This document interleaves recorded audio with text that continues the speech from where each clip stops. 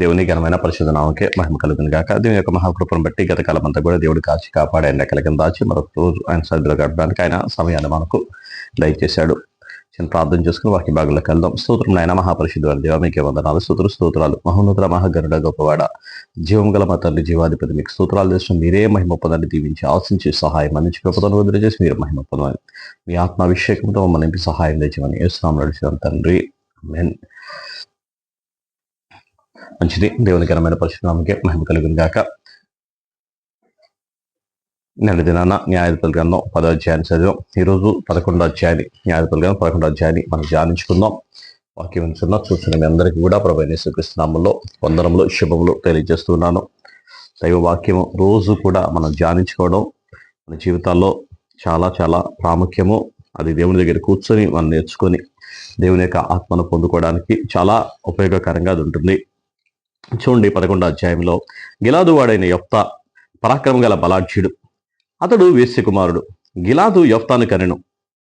గిలాదు భార్య అతనికి కుమారులను కనగా వారు పెద్దవారై యెఫ్తాతో, నీవు అన్య స్త్రీకి పుట్టినవాడవు గనుక మన తండ్రి ఇంట నీకు స్వాస్థ్యం లేదు అనేది. యెఫ్తా తన సహోదరుల యొద్ద నుండి పారిపోయి టోబు దేశమున నివసింపగా అల్లరి జనము యెఫ్తా యొద్దకు వచ్చి అతనితో కూడా సంచరించు ఉండెను. కొంతకాలమైన తర్వాత అమ్మోనీయులు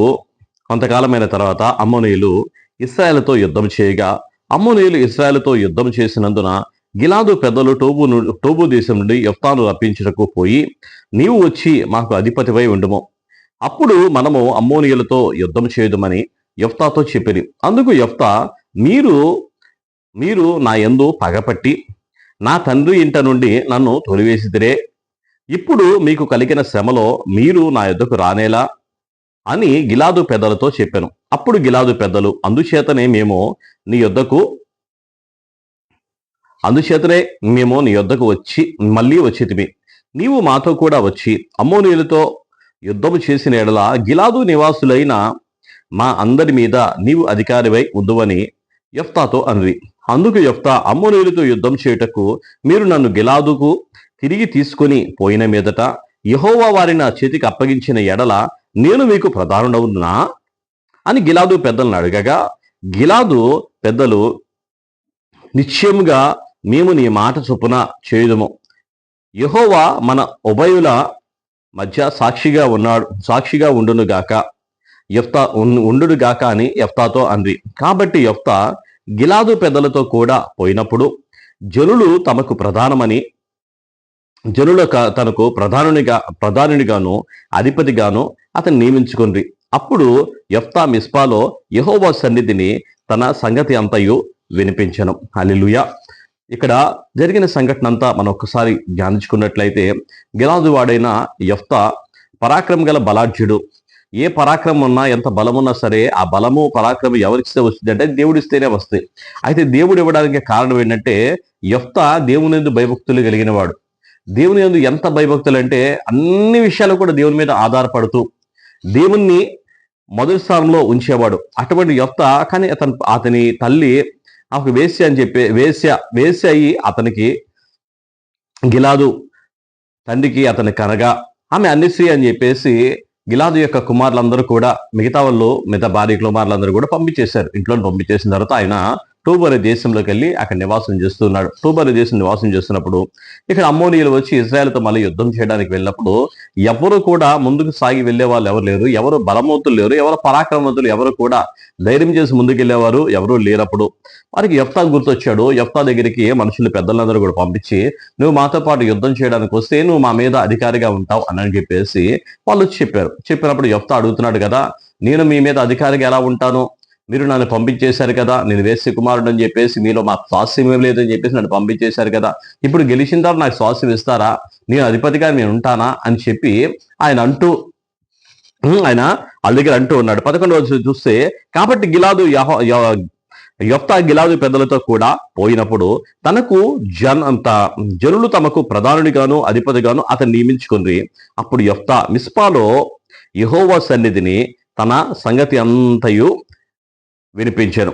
యెఫ్తా అమ్మోనీయుల రాజునొద్దకు దూతలను పంపి, నాకును మీకును మధ్య ఏమి జరిగినందున నీవు నా దేశం మీదకి యుద్ధములకు వచ్చి ఉన్నావని అడగగా, అమ్మోనీయుల రాజు ఇశ్రాయేలీయులు ఐగుప్తులోండి వచ్చినప్పుడు వారు అర్నోను మొదలుకొని యబ్బోకు వరకు, యొర్దాను వరకు నా దేశమును ఆక్రమించుకుందుననే నేను వచ్చి ఉన్నాను. కాబట్టి మనము సమాధానముగా ఉండినట్లు ఆ దేశమును మరలా మాకు అప్పగించమని యెఫ్తా పంపిన దూతలతో సమాచారం చెప్పాను. అంతటా యెఫ్తా మరలా అమ్మోనీయుల రాజు వద్దకు దూతలను పంపి ఇట్లనెను, యెఫ్తా సెలవిచ్చినదేమనగా, ఇశ్రాయేలు మోయాబు దేశమునైనను అమ్మోనీయుల దేశమైనను ఆక్రమించుకొనలేదు. ఇశ్రాయేలు ఐగుప్తులోండి వచ్చుచుండగా వారు ఎర్ర సముద్రం వరకు అరణ్యములో నడిచి కాదేశు వరకు వచ్చిరి. అప్పుడు ఇశ్రాయేలీయులు ఏదోము రాజునొద్దకు దూతలను పంపి, నీ దేశము గుండా పోవుటకు దయచేసి నాకు సెలవిమ్మని అడగగా ఏదోము రాజు ఒప్పుకొనలేదు.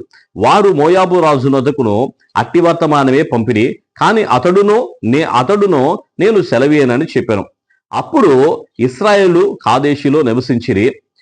తరువాత వారు అరణ్య ప్రయాణం చేయొచ్చు ఏదోమీయుల యొక్కయు మోయాబీయుల యొక్క దేశముల చుట్టూ తిరిగి మోయాబునకు చుట్టూ దిక్కునున్న కనాను దేశము ప్రవేశించిరి.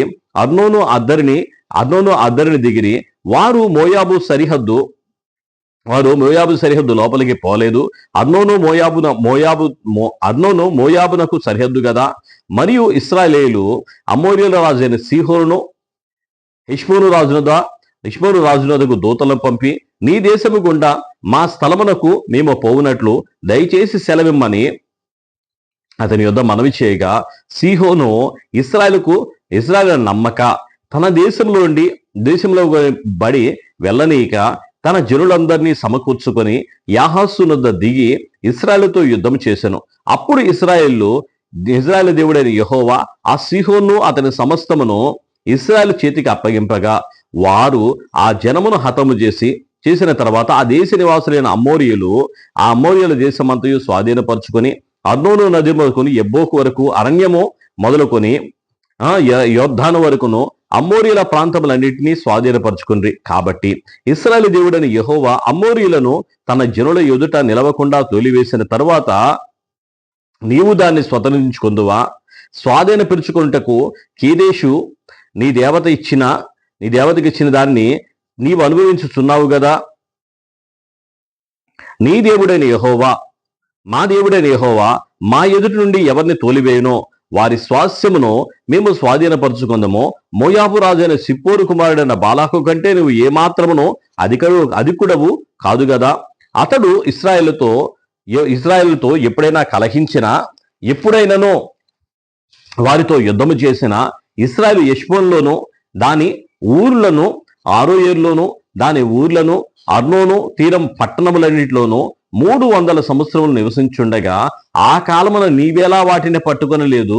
అట్లుండగా నేను నీ ఎడల తప్పు చేయలేదు గాని నీవు నా మీదకి యుద్ధము చేయుటకు వచ్చుట వలన నా ఎడల దోషము చేయుచున్నావు.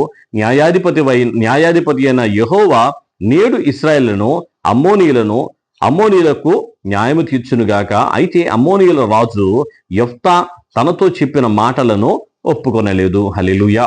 ఈ అర్నోను అనే ప్రాంతాన్ని ఇశ్రాయేలు స్వాధీనపరుచుకున్నారని చెప్పేసి అమ్మోనీయులు వస్తున్నారు. ఆ ప్రాంతం ఎవరిదంటే అమ్మోరీయులది. సీహోను రాజు ఉన్న ఆ ప్రాంతాన్ని వీరు స్వాధీనపరుచుకుంటే, ఆ ప్రాంతం మాది, మీరు ఆ ప్రాంతాన్ని మీరు ఆ రోజు స్వాధీనపరుచుకున్నారు, మీరు వచ్చినప్పుడు అది మాకు ఇవ్వాల్సిందే అని చెప్పి వచ్చి వీరి మీద యుద్ధం చేయడానికి వారు వచ్చి ఉండగా, యెఫ్తా ఎంత జ్ఞానం కలిగిన వాడో, అంటే చరిత్ర కూడా ముందు జరుగుతున్న సంగతులన్నీ కూడా తెలుసుకొని అక్కడికి వారందరికీ కూడా సమాచారం తెలియజేస్తూ, వారందరికీ కూడా ముందుగానే తెలియచేస్తూ ఆ విషయం అంతా కూడా వారికి ప్రకటిస్తూ వెళ్తున్నాడు. ఏదైనా మాట మాట్లాడితే అర్థం పర్థం లేకుండా ఏ పని కూడా చేయకూడదు. చేసేది ఏదైనా సరే మనకి జ్ఞానం ఉండాలి, తెలివి ఉండాలి, ఆలోచన ఉండాలి. ఏం జరుగుతుందో తెలుసుకొని ఆ ప్రకారంగా మనం చేసినట్లయితే అన్ని విషయాలు కూడా దేవుడు సహాయం చేస్తాడు. ఆ సహాయంలో ఇక్కడ అంటున్నాడు కదా, యెహోవానే న్యాయం తీర్చును. ఆ రోజు మేము సమాచారం ఇచ్చాం, కానీ వారు వినలా. దేవుడు కంపల్సరిగా ఎవరితో అయినా మాట్లాడుతున్నప్పుడు వినే జ్ఞానం ఉంటే మనకు ఆలోచన, తెలివి వస్తాయి. వినే జ్ఞానం లేదనుకో మనకు ఆలోచన లేదు, తెలివి లేదు. మనం ఎప్పుడు కూడా లోబడేలా ఉండాలి. దేవుని సన్నిధిలో దేవుడు అందరినీ చూస్తున్నాడు. అందరికీ న్యాయం తీర్చే దేవుడు మనకు కూడా తోడే ఉండి నడిపించును గాక. మిగతా భాగాన్ని రేపు సమయంలో మనం ధ్యానించుకుందాం. దేవుడి మాటలు దీవించి ఆశ్రయించును గాక. ప్రార్థన చేసుకుందాం. స్తోత్రం నాయన, మహాపరిశుద్ధుడైన దేవా, మీకే వందనాలు, స్తోత్రాలు. మహోన్నత మహాగణుడ గొప్పవాడ, జీవము గల మా తండ్రి, జీవాధిపతి, స్తోత్రాలు. మీరే మహిమ పొందండి. కృపతో నింపుదల చేసి సహాయం చేసి చిత్తం జరిగించి నడిపించి మీరు మేలు చేసి అయా కార్యములు జరిగించమని యేసునామములో అడుగుచున్నాం తండ్రి. ఆమేన్.